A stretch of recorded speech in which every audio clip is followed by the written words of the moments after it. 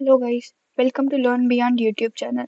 So in this video we are going to discuss about elasticity of demand and the factors affecting the elasticity of demand. So first of all, elasticity of demand ante enti? So elasticity of demand measures how much the quantity demanded of a good changes in response to change in price, income or price of related goods. It some it shows whether consumers are sensitive to price changes or not. So elasticity of demand అంటే ఏంటంటే price, income, price of related goods ఇవన్నీ change అయినప్పుడు demand అనేది ఎలా change అవుతుంది అని చూపించేదాన్ని elasticity of demand అని అంటాం. సో ఈ ఎలాస్టిసిటీ ఆఫ్ డిమాండ్ లో టైప్స్ ఉన్నాయి. సో అందులో ఒక టైప్ అనేది ప్రైస్ ఎలాస్టిసిటీ ఆఫ్ డిమాండ్ అన్నమాట. సో ఆ ప్రైస్ ఎలాస్టిసిటీ ఆఫ్ డిమాండ్ ఒక ఫార్ములా ఇది. So percentage change in demand quantity demanded by percentage change in price. So quantity demanded లో వచ్చే change divided by price change అన్నమాట. Next one is factors affecting elasticity of demand. ఈ elasticity of demand ని ఏ factors ఎలా affect చేస్తాయి? So factors affecting elasticity of demand అంటే first one is nature of product, second one availability of substitutes, proportion of income spent, time period, habitual consumption, income level of consumers, definition of the product, durability of the product, advertising and brand loyalty. And last one is government regulation and taxation. So ఇందులో first one by one ఇప్పుడు చూద్దాం. So first one is nature of the product. Nature of the product వల్ల elasticity of demand అనేది ఎలా affect అవుతుంది అని చూపించేది nature of the product ఒక ఫ్యాక్టర్. అండ్ ఇందులో ఫస్ట్ వన్ ఈజ్ నెసెసిటీ. ఇందులో టూ టైప్స్ ఉంటాయి, necessity and luxurious. So necessity వల్ల ఎలా చేంజ్ అవుతుంది, లగ్జరీస్ వల్ల ఎలా చేంజ్ అవుతుంది అనేది చూద్దాం. ఫస్ట్ వచ్చి నెసెసిటీ అంటే డైలీ అవసరాలు అనమాట. For example salt, medicine, rice ఇవన్నీ మనకి డైలీ లేకపోతే బతకలేం కదా, ఇవి డైలీ నెసెసిటీస్. సో వీటికి అనేది ఇన్ఎలాస్టిక్ డిమాండ్ అనేది ఉంటుంది. ఇన్ఎలాస్టిక్ డిమాండ్ అంటే people by them regardless to price. So వీటికి ప్రైస్ ఎక్కువైనా తక్కువైనా పీపుల్ అనే వాళ్ళు కొంటారనమాట దీన్ని. And next one is luxuries అంటే కారు, బ్రాండ్ వాచెస్ ఇలాంటివి. సో వీటికి ఎలాస్టిక్ డిమాండ్ ఉంటుంది, ఎందుకంటే పీపుల్ వీటికి ప్రైస్ తక్కువైనప్పుడు మాత్రమే వీటిని కొంటారు. సో దీంట్లో ఎలాస్టిసిటీ ఆఫ్ డిమాండ్ ఎక్కడుందంటే ఫస్ట్ వన్ లో నెసెసిటీ అంటే ప్రైస్ ఎక్కే కొద్దీ డిమాండ్ కూడా దానికి అలానే ఉంది, తగ్గలేదు. సో సెకండ్ వన్కి వచ్చేటప్పటికి ప్రైస్ ఎక్కింది, చేంజ్ అయింది. సో ఇక్కడ ఏమైందంటే డిమాండ్ అనేది తగ్గింది. సో ప్రైస్ ని బేస్ చేసుకుని డిమాండ్ అనేది చేంజ్ అయ్యింది. And next one is availability of substitutes అనేవి మనకి దొరికే దాని వల్ల వేరే ప్రోడక్ట్ కి ఎలా ఎఫెక్ట్ అవుతుంది అంటే సబ్స్టిట్యూట్స్ అంటే ఏంటి, ఆల్టర్నేటివ్స్ కి best example tea and coffee అని మనకి ఎప్పుడో తెలుసు కదా. సో ఇప్పుడు if a product has many substitutes, ఒక ప్రోడక్ట్ కి చాలా సబ్స్టిట్యూట్స్ ఉన్నాయనుకోండి, సో ఆ ప్రోడక్ట్ యొక్క డిమాండ్ అనేది ఎలాస్టిక్. ఎందుకంటే people switch when the price rises. Elastic ఎందుకంటే ఇప్పుడు ఒక ప్రోడక్ట్ కి ప్రైస్ అనేది పెరిగితే ఆటోమేటిక్ గా పీపుల్ అనే వాళ్ళు ఇంకొక ప్రైస్ కి షిఫ్ట్ అవుతారు.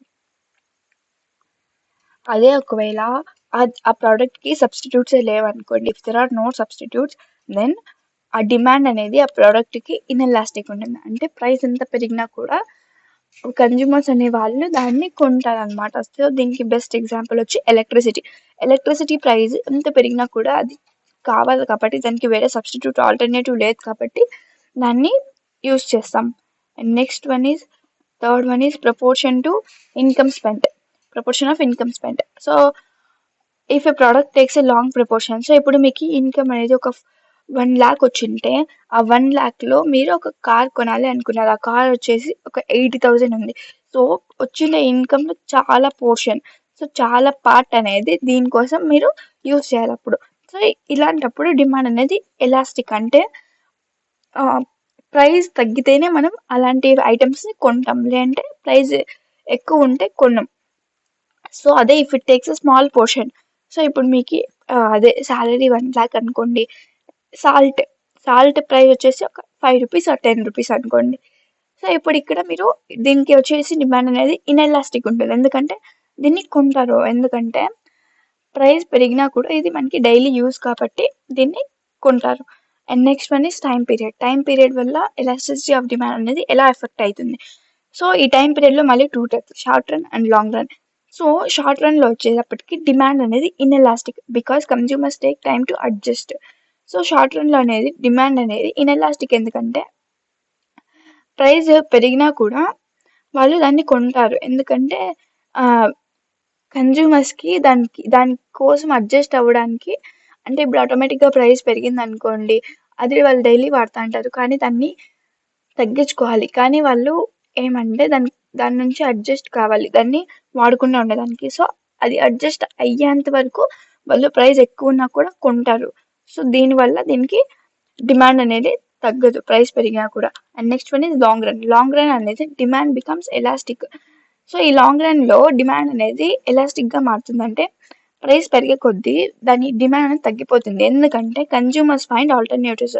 సో ఇక్కడ కన్జ్యూమర్స్ అనేవాళ్ళు దాని బదులు వేరేది ఉందేమో అని చెప్పి చూస్తారు, దానికన్నా వేరే ఆల్టర్నేటివ్స్ అనేవి వెతుకుతారు. And next one is habitual consumption. Habitual consumption అంటే ఒక ప్రోడక్ట్ అనేది మనకి హ్యాబిట్గా మారిపోయిందంటే అది మనకి డైలీ ఉండాలి. హ్యాబిట్ అంటే డైలీ చేసేది కదా.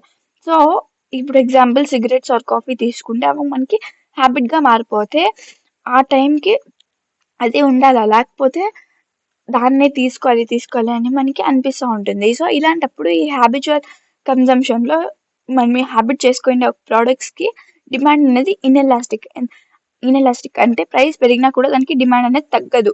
And next one is non habitual goods. Non habitual అంటే luxury items, luxury diamond necklace or luxury hand bags ఇలాంటివి. వీటికన్నిటికీ ఎలాస్టిక్ డిమాండ్ ఉంటుంది, అంటే ప్రైస్ పెరిగే కొద్దీ డిమాండ్ అనేది తగ్గిపోతుంది. And next one is income level of consumers. So for high income groups demand is inelastic. So income అనేది ఎక్కువ వచ్చే వాళ్ళకి డిమాండ్ అనేది ఇన్ఎలాస్టిక్ ఉంటుంది, అంటే వాళ్ళు ఏదైనా కొనొచ్చు కాబట్టి ప్రైస్ పెరిగినా కూడా దాన్ని కొంటారు. And next one is low income. లో ఇన్కమ్ పీపుల్కి డిమాండ్ అనేది ఎలాస్టిక్ ఉంటుంది, ఎందుకంటే వాళ్ళకు వచ్చేదే తక్కువ మనీ. సో వాళ్ళు ఏం చేస్తారంటే ప్రైస్ పెరిగితే దాన్ని తీసుకోరు, ప్రైస్ తగ్గినప్పుడే తీసుకుంటారు. And next one is definition of product. దీంట్లో బ్రాడ్లీ డిఫైన్డ్ గూడ్స్ ఉన్నాయి, నేరోలీ డిఫైన్డ్ గూడ్స్ ఉన్నాయి. సో బ్రాడ్లీ డిఫైన్డ్ గూడ్స్ అంటే ఎగ్జాంపుల్ ఫుడ్. సో ఇది ఎసెన్షియల్ కాబట్టి దీనికి ఇన్ఎలాస్టిక్ డిమాండ్ ఉంటుంది, అంటే ప్రైస్ పెరిగినా కూడా దీనికి డిమాండ్ అనేది తగ్గదు. Second one is narrowly defined goods. Narrowly defined goods అంటే chocolates or ice creams, biscuits ఇలాంటివి. సో వీటికి ఏమంటే ఎలాస్టిక్ డిమాండ్ అనమాట. ఇవి సబ్స్టిట్యూట్స్ కదా ఫుడ్కి. ఫుడ్ అంటే ఏదో ఒక ఫుడ్, అంటే రైస్ కావచ్చు, ఏదైనా కావచ్చు. అది బ్రాడ్లీ డిఫైన్డ్ అంటే అది మనకి ఎసెన్షియల్. సో దానికి ఇన్ఎలాస్టిక్ డిమాండ్ ఉంది. కానీ చాక్లెట్స్, ఐస్ క్రీమ్స్కి ఎట్లా అంటే సబ్స్టిట్యూట్స్, ఇవి తింటే తినొచ్చు, లేదంటే దీని ప్లేస్లో మనం వేరే కూడా తినొచ్చు కదా. సో చాక్లెట్స్కి, ఐస్ క్రీమ్స్ ఎక్కువ ప్రైస్ ఉందనుకోండి, ఇప్పుడు దాని ప్లేస్లో సబ్స్టిట్యూట్స్ ఏదైనా బిస్కెట్ తక్కువ ఉందనుకోండి దాన్ని తింటాం. సో ఇలా ఇవి సబ్స్టిట్యూట్స్ కాబట్టి దీనికి ఎలాస్టిక్ డిమాండ్ అనేది ఉంటుంది. And next one is durability of the product. Durability అనేది ఎలా ఉంటుందంటే, సో ఫస్ట్ వన్ దీనిలో కూడా two types, durable goods, perishable goods. Durable goods అంటే కార్స్, ఫర్నిచర్స్. సో వీటికి అనేది ఎలాస్టిక్ డిమాండ్ ఉంటుంది, అంటే ప్రైస్ పెరిగితే డిమాండ్ అనేది తగ్గిపోతుంది because consumers can postpone purchase if price rises. So consumers అనే వాళ్ళు వీటిని పోస్ట్పోన్ చేసుకుంటారు, ప్రైస్ తగ్గినప్పుడు కొనొచ్చులే అని చెప్పి. పెరిషబుల్ గూడ్స్ అంటే మిల్క్, వెజిటేబుల్స్. సో ఇవి పోస్ట్పోన్ చేస్తే అయ్యలేదు. సో కాబట్టి వీటికి ఇన్ఎలాస్టిక్ డిమాండ్ అనేది ఉంటుంది, అంటే ప్రైస్ పెరిగినా కూడా డిమాండ్ అనేది తగ్గదు, పెరుగుతూనే ఉంటుంది, ఎందుకంటే ఇవన్నీ రెగ్యులర్లీ యూజ్ చేసే గూడ్స్ కాబట్టి. And next one is advertising and brand loyalty. So strong brand loyalty ఉండే వాటికి, ఐటమ్స్కి అడ్వర్టైజింగ్ ఇస్తే దానికి డిమాండ్ అనేది ఇన్ఎలాస్టిక్ ఉంటుంది, అంటే తగ్గదనమాట డిమాండ్ అనేది. ప్రైస్ పెరిగినా కూడా డిమాండ్ అనేది పెరుగుతుంది. ఫర్ ఎగ్జాంపుల్ బెస్ట్ ఎగ్జాంపుల్ వచ్చేసి Apple phone, iPhone. So iPhone అనేది ఎంత ప్రైస్ ఉన్నా కూడా దాని బ్రాండ్ని బట్టి అందరూ ఐఫోన్ని కొనేకి ఇష్టపడతారు. Second one is low brand loyalty. లో బ్రాండ్ లాయాలిటీ అంటే జనరిక్ ప్రోడక్ట్స్, అంటే తక్కువ బ్రాండ్ ఉండేవన్నమాట. సో వీటికి డిమాండ్ అనేది ఎలాస్టిక్ ఉంటుంది, ఎందుకంటే కన్జ్యూమర్స్ అనే వాళ్ళు బ్రాండ్ తక్కువ కాబట్టి దానికి ఆల్టర్నేటివ్స్ అనేది ఈజీగా చూస్ చేసుకుని వాటికి వెళ్ళిపోతారు అనమాట. Next one is government regulations and taxation.